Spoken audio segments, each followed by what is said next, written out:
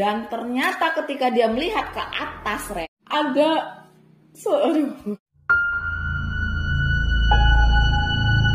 Assalamualaikum warahmatullahi wabarakatuh. Halo Rek, piye kabare? Kenalin, aku Ijah.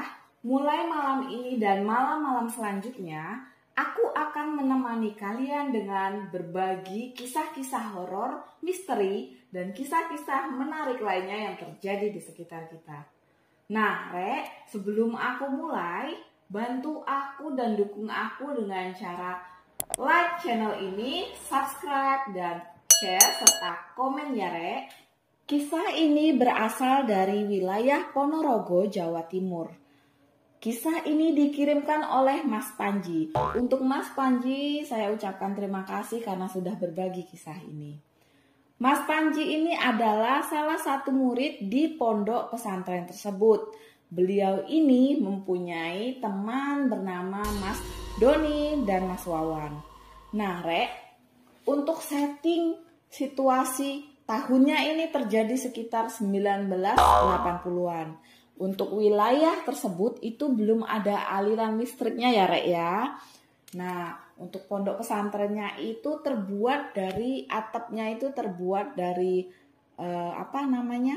atap yang dari daun itu loh, Rek. Nah, dindingnya sendiri terbuat dari kayu. Untuk lantainya masih tanah ya, Rek ya. Jadi memang masih sederhana. Karena memang pondok pesantrennya itu terletak di tengah-tengah hutan. Kanan kirinya itu masih hutan semua, Rek. Lampu belum ada, penerangan itu masih pakai lampu yang dikasih minyak tanah itu loh, Rek. Sama senter. Nah, seperti biasa, setelah sholat maghrib, mereka ini melakukan kegiatan ngaji dan doa-doa gitu ya, Rek ya. Biasa kegiatan di pondok pesantren. 3 sekawan ini dipanggil oleh Pak Yai atau pimpinan pondok pesantren. Ternyata Pak Kiai meminta Mas Panji, Mas Wawan, dan Mas Doni untuk menghadiri acara 7 hari salah satu warga yang meninggal, Rek. Mas Doni ini nyeletuk, wah mangan enak, Rek, kapan meneh? Yuklah, gas, kata Mas Doni ini. Nah, mereka bertiga pun berjalan menuju ke lokasi dengan menggunakan senter dan berjalan kaki. Lokasinya cukup jauh ya, Rek ya, dari pondok pesantren ini. Karena rumahnya waktu itu tahun 1980-an itu masih jarang-jarang gitu, Rek, rumahnya. Masih berjarak. Mereka terus berjalan ke lokasi tersebut dan sampailah di lokasi tersebut. Mereka pun dipersilakan masuk oleh tuan rumah. Tapi mereka heran, Rek, kok yang hadir di acara tersebut hanya 10 orang, kisaran 10 orang gitu. Kan biasanya kalau acara-acara di kampung itu, Rek, rame yang hadir gitu. Ya namanya masih di desa itu kekeluargaannya masih kental. Tapi ini hanya 10 orang. Nah, mereka nggak ambil pusing lah ya, tetap positive thinking aja. Acara yasinan pun dimulai, tahlilan, yasinan, doa, dan berjalan dengan lancar. Tuan rumah pun menghidangkan makanan. Sambil makan, mereka sesekali bersenda gurau ya, Rek ya. Nah, selesai acara tersebut, bapak pemilik rumah ini meminta mereka bertiga untuk menginap di rumah tersebut karena juga suasananya mendung ya, Rek ya, terus juga sudah lumayan larut malam karena acara pengajiannya tadi dimulai setelah sholat isya. Nyata bapak yang tuan rumah ini adalah adik dari Bapak Kiai pemilik pondok pesantren. Nah, bapak ini sudah izin, Rek, sama bapak kiainya untuk mereka bertiga nginep di rumah tersebut. Mereka bertiga pun mengiyakan permintaan bapak pemilik rumah tersebut. Nah, tidurlah di rumah bapak itu. Oh ya, Rek, untuk informasi ya, rumah itu bentukannya kalau di Jawa lurus aja gitu ya, Rek ya. Jadi lurus, kayak gitu kan, ngeplong, tidak ada sekat-sekat. Hanya di sebelah kanan dekat pintu masuk itu ada sebuah kamar kosong dan sebelahnya yang arah ke dapur itu kamar ibu dan bapak pemilik rumah tersebut. Nah, tibalah saatnya tidur, mereka bertiga pun tidur seperti biasa ya, Rek, tidur nyenyak. Dan tibalah jam 1 malam Si Mas Panji ini terbangun Rek, karena ya namanya anak pesantren itu biasa ya bangun tengah malam. Mereka biasanya melaksanakan sholat tahajud. Ketika Mas Panji terbangun, masih di dalam sarungnya ya Rek, karena kan selimutan pakai sarung kalau tidur. Jadi dia ngintip dari dalam sarungnya itu, kok ada suara srek, srek, krek, krek. Jadi dia bingung Mas Panji, itu suara apa ya gitu, dicari-carilah sama beliau. Dan ternyata ketika dia melihat ke atas Rek, jadi kan ada kayu melintang gitu ya untuk tiang kalau di Jawa itu. Ada sesuatu yang tergantung. Tapi Mas Panji ini masih belum jelas sebenarnya itu apa gitu Rek. Karena kan masih di balik sarung. Dan ketika dibuka sarungnya, aku ceritanya merinding ya tuh Rek, merinding loh bulu kuduku. Pas dibuka sarungnya, ternyata ada seorang wanita tergantung dengan mata melotot dan lidah keluar. Lehernya itu tergantung Rek. Ya Allah. Gimana perasaan kalian kalau ngelihat hantu? Penampakan seperti itu Rek, merinding toh. Saking takutnya Mas Panji ini sampai bingung mau ngomong apa, cuman melongo aja, terdiam terus bangunin temennya. Cah, tangi cah, kata Mas Panji ini. Doni dan Mas Wawan pun terbangun dengan serentak. Ngopo to mak, ngopo to cah, aku sik turu, sik penak-penak turu lagi enak-enak tidur kok dibanguni gitu, kata temannya itu. Coba kalian lihat ke atas, iku opo, kata si Panji. Mereka berdua pun melihat ke atas, serentak bertiga ini mendongak ke atas dan terkaget Rek. Mereka pun lari tunggang langgang menuju ke arah pintu keluar. Tapi ternyata pintunya dikunci oleh bapak tuan rumah ini.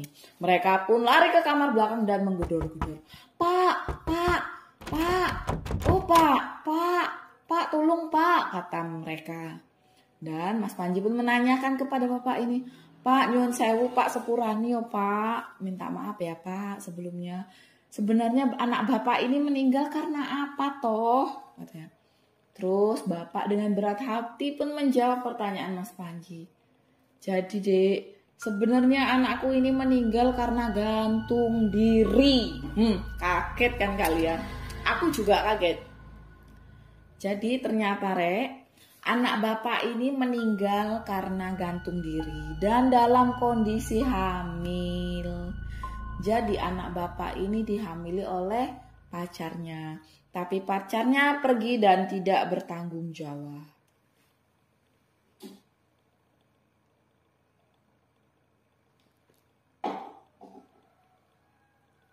Karena malu dan putus asa, anak bapak ini pun gantung diri di ruang tengah tersebut yang tempat mereka tidur.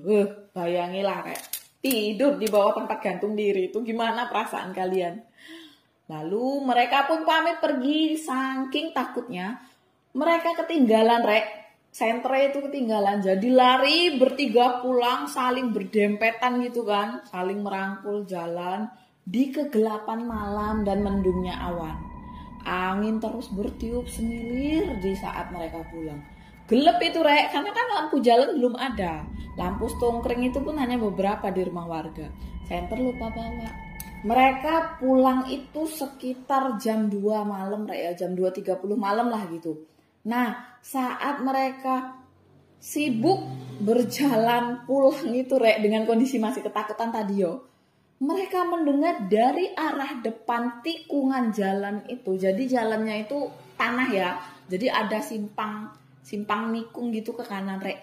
Mereka mendengar suara seperti orang sedang nyapu, seperti yang terjadi di rumah bapak tadi. Srek, srek, krek, krek. Mereka pun terdiam, lalu mengamati. Ada apa sih dari depan itu gitu? Mungkin penasaran ya Rek yo. Ya aku juga penasaran tapi ya agak-agak wedi, agak-agak takut juga Rek. Pas mereka dekati dan diperhatikan, ternyata apa? Wanita yang ada di rumah tadi Rek, itu mengikuti mereka dengan posisi tali yang masih menggantung di lehernya, dengan lidah menjulur dan mata melotot. Mas, "Mas, tolong aku mas," kata wanita tersebut. Kalian bayangin lah rek, piye gitu perasaan kalian kalau ada aduh, nggak bisa ngomong aku ya pokoknya. Mereka pun lari angkat 1000 kaki dari situ balik ke rumah si bapak yang anaknya meninggal tadi. Ngetok-ngetok terus, duk, "Pak, tolong pak, buka pintunya." Bapak dari almarhumah gadis itu pun membukakan pintu rek dan bertanya kepada mereka bertiga. Mereka bertiga pun menceritakan bahwa selama perjalanan mereka masih kerap diganggu oleh almarhum anak bapak tersebut. Dan akhirnya mereka pun memutuskan untuk membaca doa tahlil dan yasin hingga sholat subuh. Sekitar jam 5.30 setelah sholat subuh, mereka pun pamit pulang ke pondok pesantren. Dan mereka tidak pernah lagi mau tahlilan di rumah keluarga tersebut. Sesampainya di pondok pesantren, mereka menceritakan kejadian tersebut kepada Pak Yai. Pak Yai pun mengiyakan bahwa memang ponakannya tersebut meninggal dengan tidak wajar. Maksudnya gantung diri yo rek yo. Nah rek, untuk informasi ya, keluarga dari adiknya Pak Yai atau orang tua dari gadis yang meninggal ini tadi, mereka sekeluarga ternyata pindah ke wilayah Sumatera untuk melupakan dan mengobati luka dalam karena anak satu-satunya telah meninggal.